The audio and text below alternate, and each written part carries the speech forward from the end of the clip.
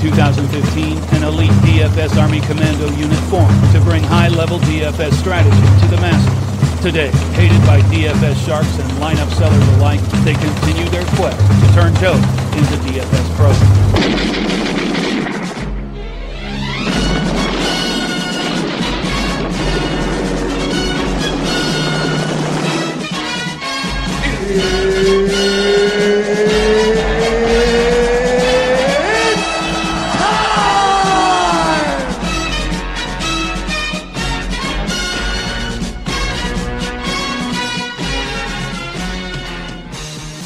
Good afternoon, everybody. This is your DFS Army Daily Dispatch brought to you by DFSArmy.com.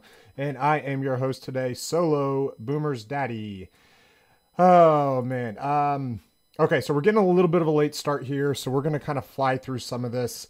Solo, we can kind of jam-pack a little bit more information, at least from my point of view, in the 45 minutes to an hour that we've got here. We've got news that is broke just as I was about to get on the pod. So as far as that, I'm gonna defer to our other coaches in our chat rooms and everything, because I haven't been able to actually look that up yet.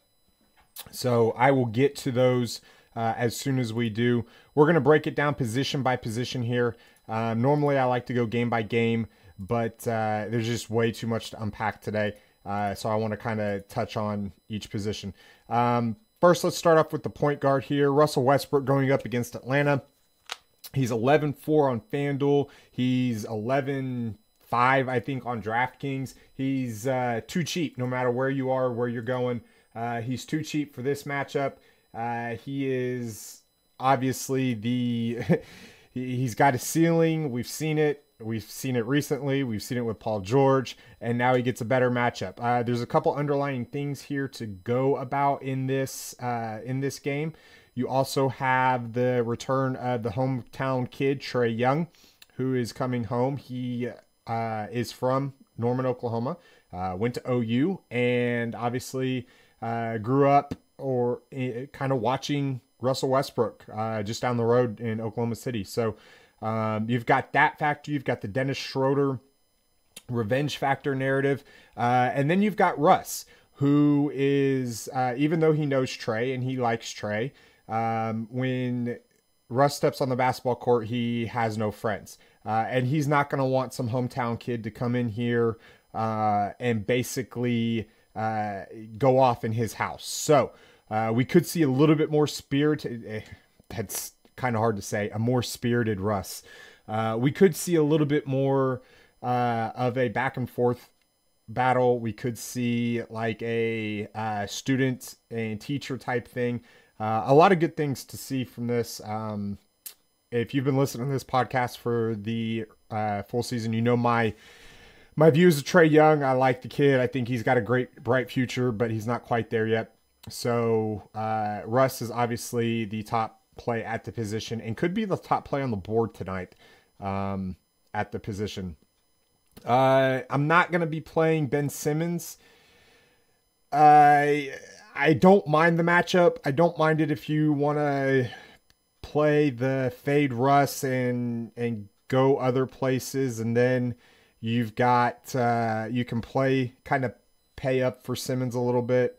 I think he's going to be low owned. I think he's obviously in play in MME, but I don't think that in my 3 to 5 lineups I'm going to have tonight, I'm going to be having a lot of Ben Simmons. Kemba Walker against Utah, don't mind it, not excited about it. John Wall against Philly, again, don't mind it. Would rather pay for Damian Lillard, who's just a couple hundred more. Kyrie Irving is going to be pretty chalky. You're going to see a lot of the Russ Irving combos just because of all the value that's come out. 8-9 on FanDuel and going up against Cleveland.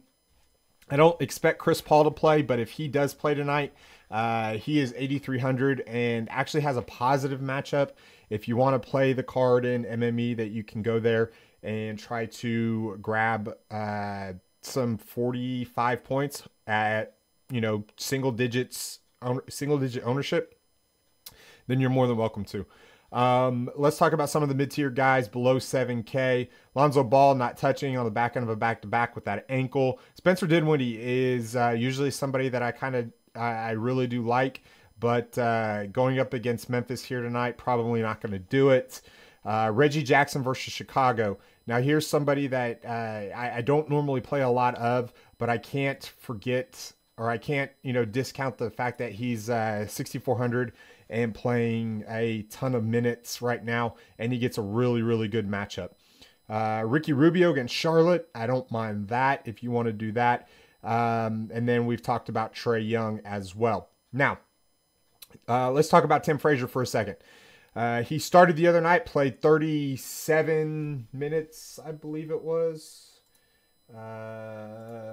Excuse me, I thought I had it pulled up and I did not.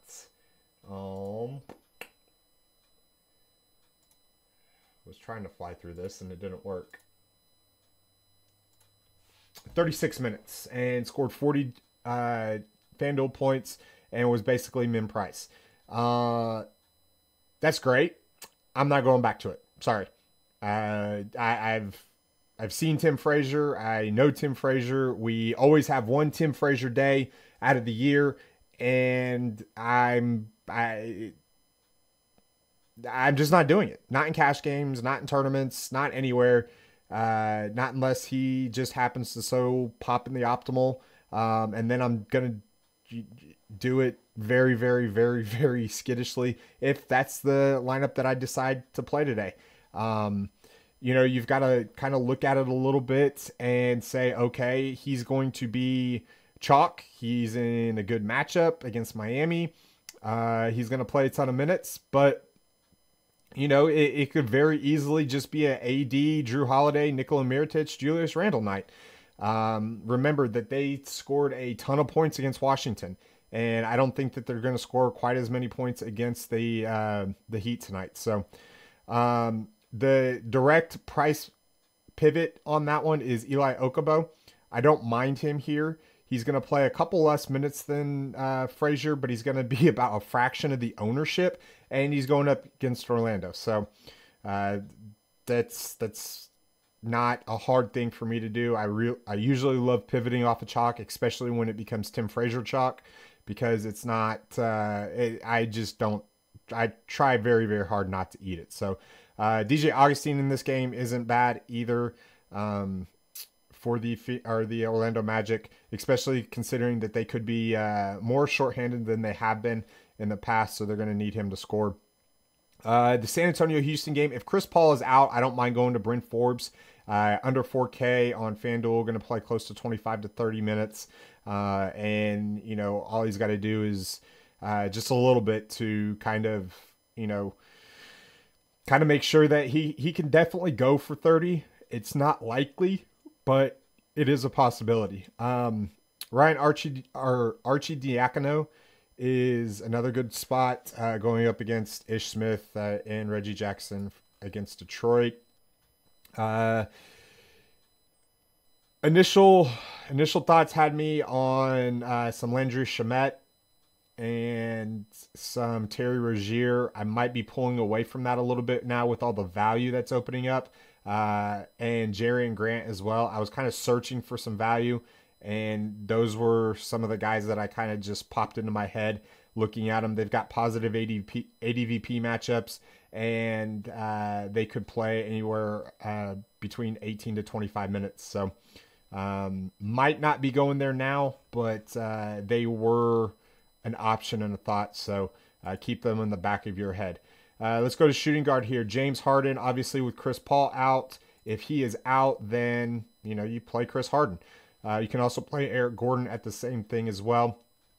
And, I might be fading Harden again. I might be I'm not sure how my builds are really going to go yet. And it all depends on that Chris Paul news.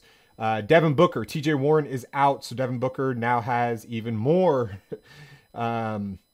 more responsibility on his hands.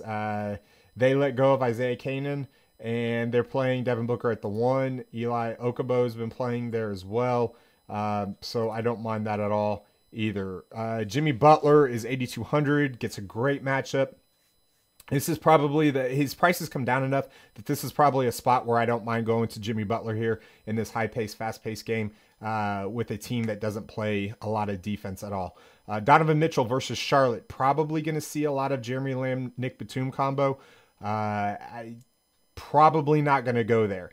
If I'm paying at least $8K for a guy, it's going to be Devin Booker, Jimmy Butler, DeMar DeRozan, or I'm going all the way up to James Harden, or I'm coming all the way down. And what I mean by all the way down is I'm coming down to guys like Dennis Schroeder, Marcus Smart with both Jaylen Brown and Al Horford out. Marcus Smart's going to receive more of that playing time as well. You can even go if both Simmons and Gordon are out. You could also go to Evan Fournier as well down there a little bit. These are guys that are going to play a ton of minutes that are going to be that are in that mid-tier range that you can really, really get. I love Marcus Smart tonight. JJ Redick's an option.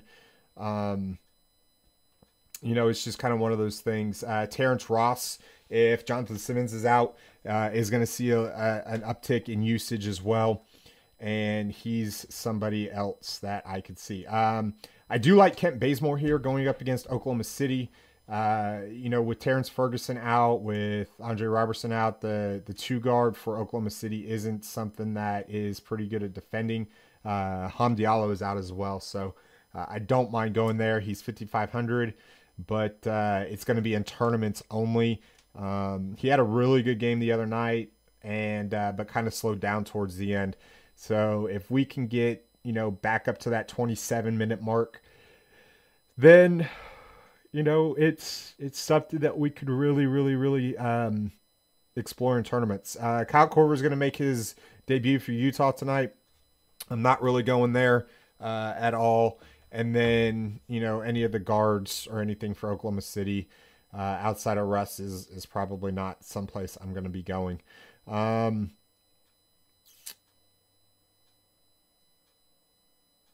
If you want to take a shot, I guess, on somebody under 4K, I don't really like a lot of these guys under 4K.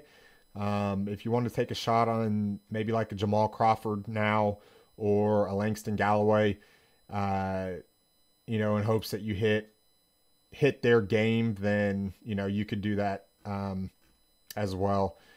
Let's go to the small forward position here. There's a lot to unpack. I am going quick, guys, but it is for good reason. We kind of went over on Wednesday, so it's trying to make it quick here so we can get as much of this information out as possible to you guys.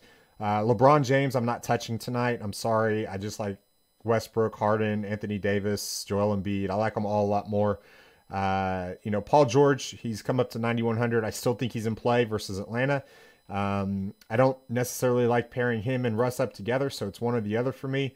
But I will be pairing them up with maybe one or two other guys from OKC that I'll talk about here in just a moment.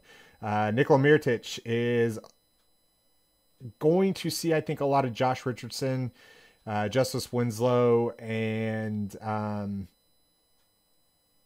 I don't know if that's something I want to pay $8K for. I'd rather go down to Josh Richardson against New Orleans, who's going to be an up-tempo game for $100 less. Gordon Hayward against Cleveland. I'll take that every day of the week, playing 30 minutes. Doesn't matter if it's on the bench or or off the bench. Otto Porter is out, so that's going to change some things. Kelly Oubre is going to become a major piece of value here in the discussion. I don't mind it, but it's not something that I'm going to flock to. He's going to see some Jimmy Butler, and for a guy that doesn't have the offensive skill set as a Kelly Oubre, I'd much, much rather pay for a guy like Juancho Hernan-Gomez or Justice Winslow for cheaper. Even Wilson Chandler in that same game for cheaper as well. Let's see here. Trevor Ariza with TJ Warren is going to get a bump. Obviously, There's another guy that I really love that we'll talk about here shortly. Watch for Gary Harris news. His price is coming down, but he is questionable. If he actually happens to sit up, I don't mind going to him in tournaments at the decreased price tag now. So outside of that, Jeff Green is questionable. We know that Dwight Howard is going to be out, so he's going to play some minutes at the 3 and at the 4. I'm not sure what to unpack about this Washington offense yet, just because of the fact that it happened literally as I was hopping onto the podcast. So make sure you tune into our chat room so we can break all that information down. Let's go to power forward here. Anthony Davis, obviously the top play. He's expensive. You're going to pay for him. Could be outscored by Russ and Harden or both, but you can't deny the matchup here going against the Miami Heat. Blake Griffin is probably where I would actually pivot to. If I'm going to pay up a little bit at the position, then it's probably going to be to Blake Griffin. Larry Nance chalk failed the other night. I don't mind bouncing back and going right back to him here. He's going to play a boatload of minutes, and he gets the Boston team that is now dealing with Al Horford, and I could go to him at 5,900 as well. The straight pivot, if he starts to become chalk, is going to be Jeremy Grant for the same price. Going up against Atlanta, had a monster game against Cleveland the other night, and I think he could back it up here again. Aaron Gordon, we got to watch out, is questionable. If he sits, then you're going to see a combo of like Fournier, Jonathan Isaac, Wes Iwundo. You're going to see guys like that kind of soak up some of those combo 3-4 minutes for the Magic tonight against Phoenix. Don't mind Wendell Carter Jr. here. I know it's going up against Detroit, but he kind of bounces around the court, and I love guys that do that. The Morris brothers, Markieff and Marcus, I think are both in play. If you held a gun to my head without Al Horford, I would say it's Marcus Morris. He's $1,500 cheaper on FanDuel, so I don't mind that at all. Josh Jackson is going to become chalk. He's 4K. He's already projected at 33 minutes. And I don't know if Josh Jackson is a guy that I want to chase as far as chalk is concerned. I might have a little bit of him, but probably not a ton. James Johnson, Kelly Olynyk, those two guys for the Heat that I've got some interest in as far as tournament options. Kelly Olynyk, more of a guy that he's going to come in, give you 18 to 20 minutes off the bench, and he's going to shoot. So against a team like New Orleans where they don't really have anybody that can defend the perimeter, then I don't mind going to that at all. And then obviously James Johnson, he's going to be active down on the glass a lot as well. Would like to see those minutes creep up to around 27 or so. But at 4,100, I'm not going to complain for 2,300 minutes at all. Daniel Theis for the Boston Celtics is going to rack up around 18 to 22 minutes. He's min price. He's your pivot off of Aaron Baines in tournaments if you want to go there. But a lot of these front court guys for the Boston Celtics are going to be in play tonight. So. Let's go to center here. It's jam-packed tonight at this position. So Joel Embiid, Andre Drummond, both in play, both great matchups. I don't think either one of them can be stopped. I think you can see a Barbara Walters game for either of these guys. For those of you that don't know, it's 20 points, 20 rebounds.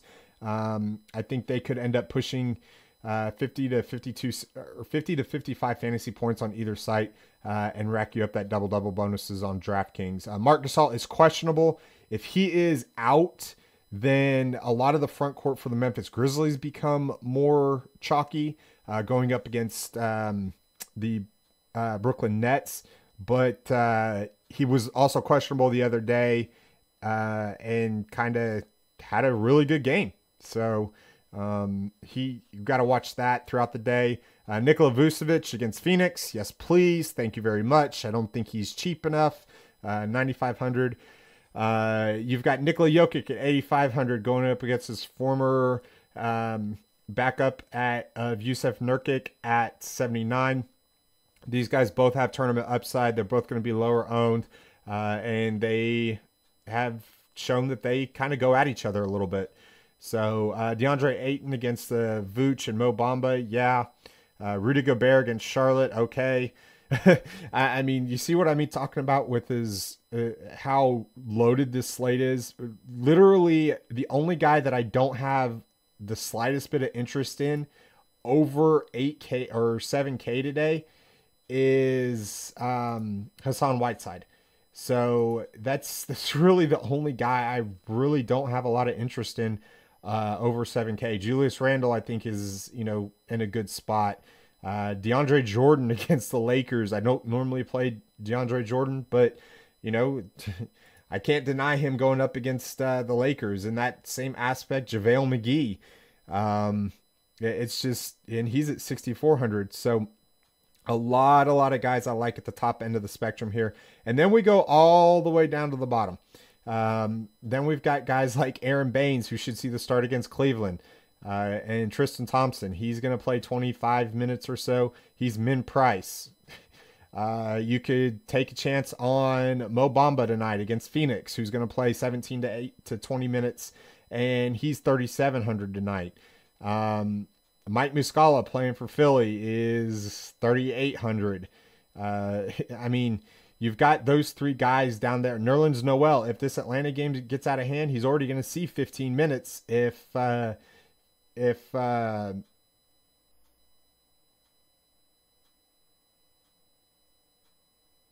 you see, sorry about that. If you see this Phoenix game get out of hand, or this Atlanta game get out of hand, then Nerlens Noel is going to soak up more of the playing time at the end of the game. So there's a lot to unpack.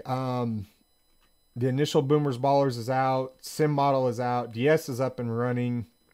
We're going to have a ton of information for you guys. You know, it was, hey, it's going to be a crazy day. So if you're not feeling comfortable, play some of the smaller slates. Do a little bit at a time. You know, let us kind of help and guide you. So that's pretty much my advice today. Short, quick pod today, 20 minutes. Kind of ran through it really quick. Not a lot of information as far as a basketball sense, just kind of a general overview. I've got a lot going on today, and obviously now with some of this news, I'm kind of still behind. So need to catch up and get all the good information out for everybody. So for myself, for the DFS Army, we go. Peace out.